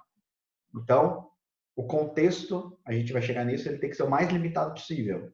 Você, o cachorro, e mais nada. É você, o cachorro. Você vai ter que ser a melhor opção do cão. E se tiver outro cão junto, se tiver alguma outra pessoa, se tiver na frente do portão e ele olhando o passarinho passar, tudo isso vai distrair. Tá? Que eu falei para você do primeiro mês, que é meio frustrante, porque o cão, ele não sabe o que tá rolando, ele não vê tanto interesse. Demora ele entender que fala, puta, esse negócio aqui é legal, isso me tem benefício, eu ganho coisas, aí você vai começar a ter cada vez mais atenção. Mas poderia estar, vamos supor, eu e o filho lá na chácara, ele pega uma e pega a outra, para fazer o treino, locais separados. Pode, mas uma coisa que vocês vão precisar tomar cuidado é quem treina o cão. Lembra, os sinais, lembra que eles têm que ser claros e o mais padronizados possíveis. O seu sinal certamente é diferente do final dele, seu filho. Se você, por exemplo, que seja um sinal, não precisa nem verbal, porque verbal é muito claro, que se você falar senta e seu filho falar senta, são 2 sons diferentes. Mas se você, por exemplo, fizer um gesto, pode ser que você faça mais rápido, mais lento, tudo isso interfere para o cão e isso dificulta o aprendizado. Vou dar um exemplo. Se você estiver aprendendo inglês, quando a gente está aprendendo, você começa a escutar o professor, você vai acostumando com o sotaque dele, com a maneira com que ele fala. Quando outra pessoa fala inglês, o natural no começo é você ter dificuldade, porque você fala assim, nossa, mas o que você falou? Porque você estava acostumado com o sotaque. O segundo é um pouco difícil. O terceiro vai ficando um pouco menos, quarto, até o dia que você tiver uma certa fluência, que dentro de uma normalidade, qualquer um que falar aquela palavra, você entende. Isso é o que a gente chama de generalização. Então, por isso que o treino, normalmente, né, numa situação normal, começa com o adestrador, para pelo menos ele entender, aí isso estende para um membro da família, depois a gente vai aumentando o leque até ele generalizar e entender mais pessoas. Se vocês logo de cara, cada dia der o treino, vai ser mais difícil. O cara ele vai meio se perder, ele fala assim, até porque a técnica vai ser diferente, você vai querer ensinar algo que aí o seu filho vai querer ensinar, não, mas eu prefiro ensinar ele a deitar e não a sentar, sei lá, vai ter uma confusão de execução do treino. E vamos supor que eu ia te perguntar 2 coisas. Acho que é difícil um não comum. Então, por exemplo, no caso lá eu esqueci o nome daquela pastora, que ele fala assim, que você fala, vai pro canil, e ela vai, chegar um cara estranho lá na rua, um cara que entrar na chácara, assim, vai lá pro canil, ele vai lá pro canil, e o cara entra e faz o que quer. Sim e não. Não porque ele não participou do contexto, não tem, a generalização também precisa ter muita gente, mas o próprio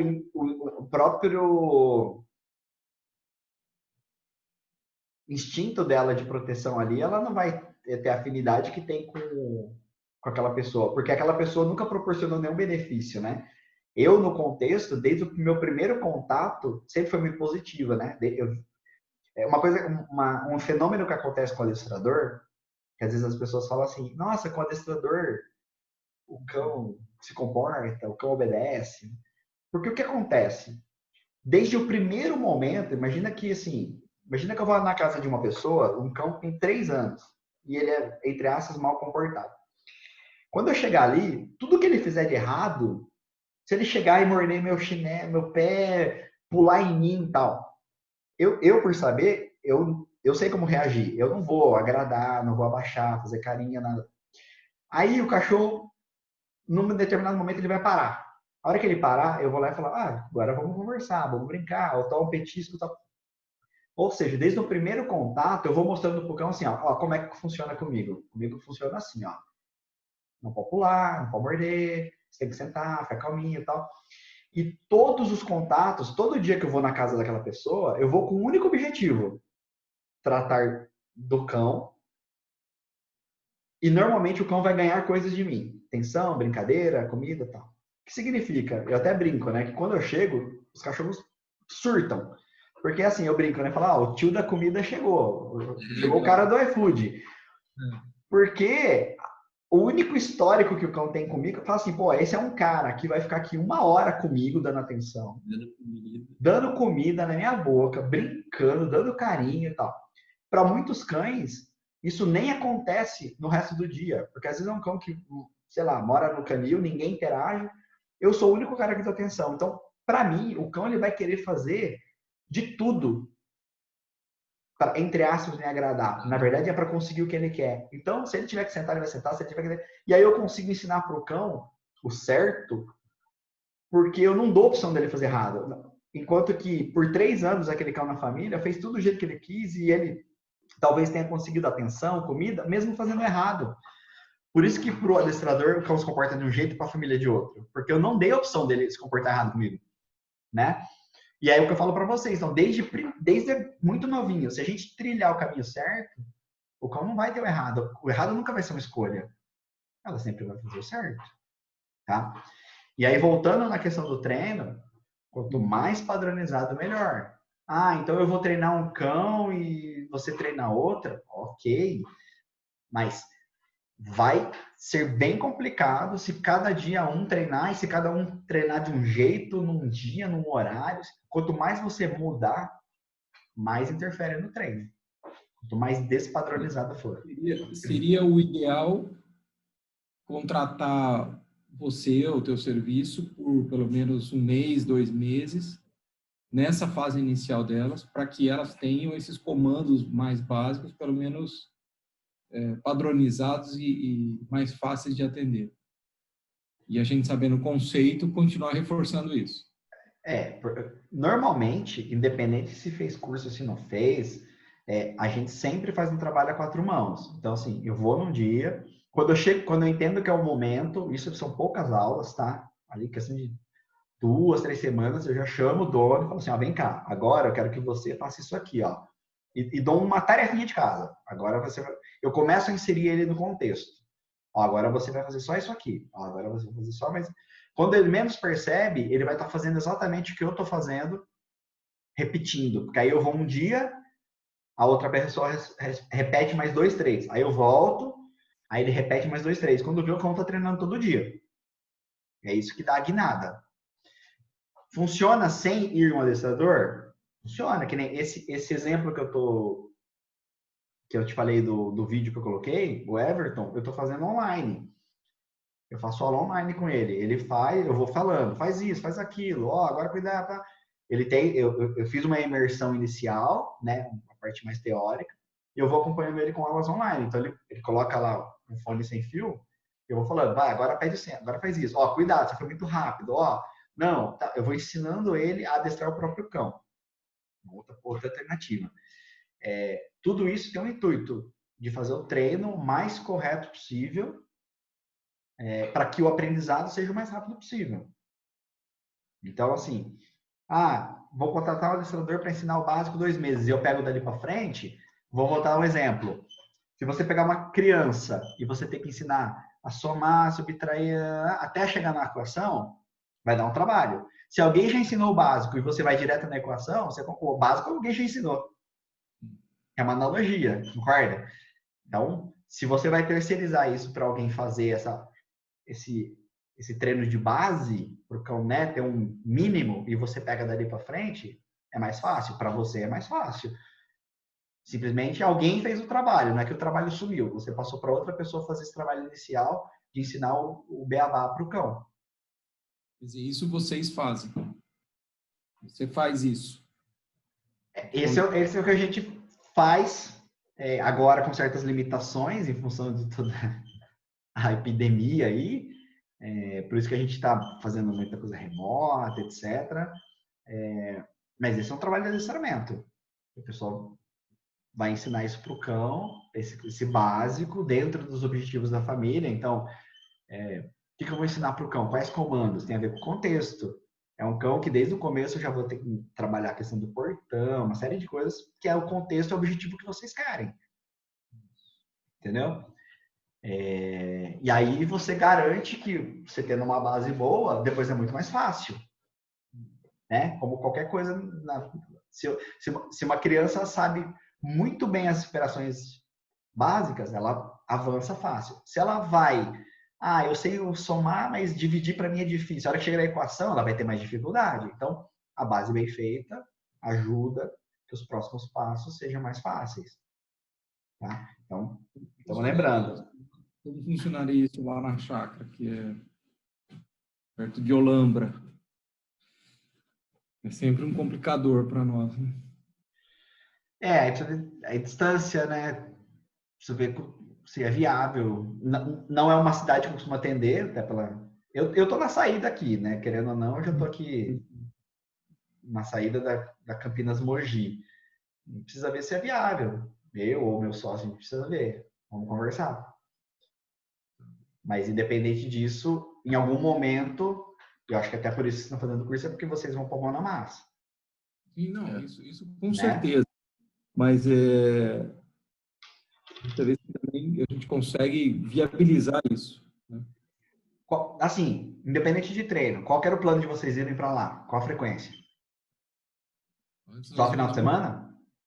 a gente estava indo só final de semana, mas agora está indo, somente por causa da Mas, pandemia, estamos indo 3, 4 vezes por semana. é porque é tudo online, então é mais fácil. Né? Nessa frequência lá, ok. É uma frequência boa de interação com os cães. E aí aquela história, ao invés de você só sentar, brincar, jogar bolinha, você vai fazer pelo menos parte do dia, ali, meia horinha cada um treino canalizado. De, ó, vamos direcionar. Eu sempre faço analogia com o filho, né? Ao invés de você só sentar e assistir TV, não, agora meia hora do dia, a hora que eu vou sentar, a gente vai estudar junto, a gente vai fazer algo um pouco, entre aspas, mais produtivo. E vai ter o resto do dia que é lazer, brincadeira.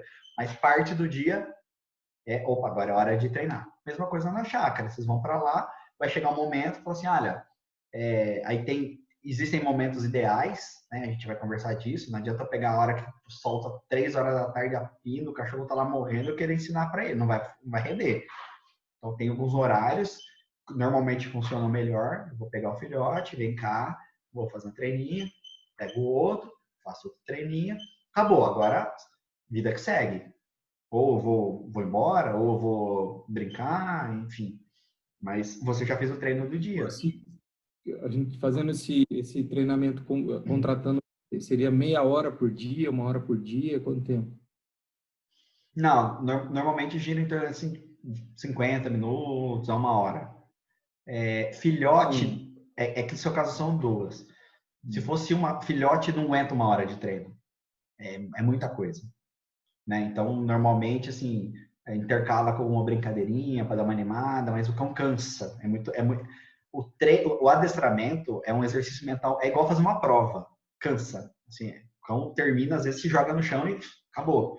Mais do que você ficar lá brincando exercício físico. Igual, todo mundo que trabalha em escritório sabe o que é isso. Você chega no final do dia, você não ficou nem de pé, mas tá cansado. Porque é um cansaço mental. Então, assim, normalmente aí a gente dividiria o tempo. Faz metade com cada um, suficiente ali para fazer um treino de base. Na mesma visita, dá para fazer o treino com os 2 cães. E aí, quando tiverem no ponto de trabalharem junto, também a gente faz o mesmo período trabalhando simultaneamente os 2 cães. Mas isso já é um pouco mais para frente, já tem que estar com uma base bem consolidada. Seria pelo menos 3 vezes por semana. Com o adestrador, o padrão é 2. Vou dar um exemplo assim, ó, terça e quinta, e aí mais uns 2, 3 dias por semana você vai lá e dá uma reforçada no aprendizado. Aí fica uma periodicidade legal. E quanto custa isso? No modelo presencial tradicional, é R$ 700 por mês. Né? Dá 8 aulas, 2 vezes por semana.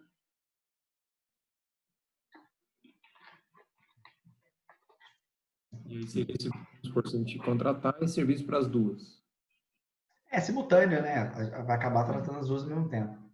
Não é 700 por cachorro, porque na verdade é a visita, né? Aí é só a questão do deslocamento até lá que você precisa analisar. Ou isso já está incluso aqui? Depende da distância. Aqui envolve pedágio, né? Pedágio aqui também não é baratinho. A gente conversa. Depois me passa certinho. Eu não sei, é na entrada, é lá mais pro fundão? E na estrada. Sabe você passando a entrada de Olambra? Você continua. Né? Passa a entrada de Olambra. 5 quilômetros para frente tem 2 postos de gasolina. Então, dos Pampas e mais uma coisa assim. É praticamente paralela à pista. É pertinho da pista. Muito fácil. Do pedágio da Campos. É porque do pedágio, sabe onde é mais ou menos, ponto de referência. Da entrada de Olambra até lá é 5 quilômetros. É pertinho. É bem tranquilo ir lá. Não tem nada que entrar, ficar perdido, não. Entrou na primeira rua, ela vai asfaltada até mais da metade, vai pegar um trechico só de terra, já está na chácara. Entendi. Bem tranquilo. Ali o que mais pega é o pedágio, né? Quanto que tá ali? Acho que tá uns R$ 12. Acho que é. Eu tenho sem parar, eu não Vai indo, né? Nem percebe, né? só ver a hora que chega a conta. Você vê, nossa, E com a frequência que vocês estão indo, tá? Ali não tem Mas- ponto a ponto? ali Compensa? não tem ponto a ponto, eu acho. Não tem. Tem para quem mora em Guariúna, né? Vamos supor, quem mora em Jaguariúna e trabalha, vamos supor, trabalhava na Motorola, alguma coisa, tava ferrado, né? O cara saía, pagava pedágio e ir para lá, ou Campinas e até Motorola, pagava Andar pedágio. 5 quilômetros. Monstruoso, né? Tem muito amigo em Indatuba também. Ali em Indatuba também era um caos, né? Aí eles... Também. Mas ali, ponto a ponto, ele tá lá para Mogi. Ele passa a chácara, que tem esse ponto a ponto. Eu acho que é por ali por Orlando e vai até Mogi, depois de volta, tem o ponto a ponto. Mas ali já não, ali é o pedaginho mesmo. Entendi. De acertar o pedágio de alguma outra forma contigo. Tá, a gente conversa. Bom, são 11 horas. Vocês querem parar? Vocês querem a gente termina tarde? A gente está mais ou menos na metade aqui da parte teórica. Como vocês estão aí? Eu acho que sim, porque a gente tem que agilizar algumas coisas aqui. Nós temos que cortar o cabelo alguma, né, filho?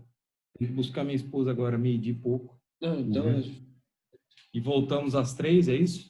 Das 3 às 5. 3 assim, até acabar. Se passar um pouquinho, não tem problema. Aí a gente tem que terminar a parte teórica hoje. Eu acho que dá. Pela quantidade de slides aqui, tá na metade, acho que dá sim.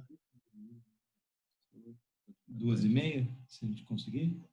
2h30, tá. 2h30, será que dá? Já se vai, não? Dá 2h30, sim. Tá bom, beleza. Qualquer Melhor. coisa você manda no WhatsApp lá, se enroscar, você fala, vai ter que ser às 3, né? Eu tô em casa aqui, não vou sair mesmo.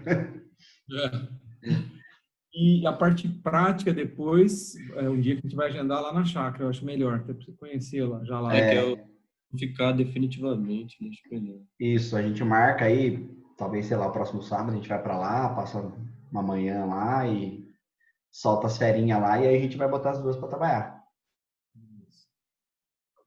Fechado, então. Então, até às 3 ou 2h30. Ou 2h30, vocês me confirmam depois aí. Valeu. Beleza. Falou? Obrigado. Abraço. Daqui a pouco. Tchau, tchau.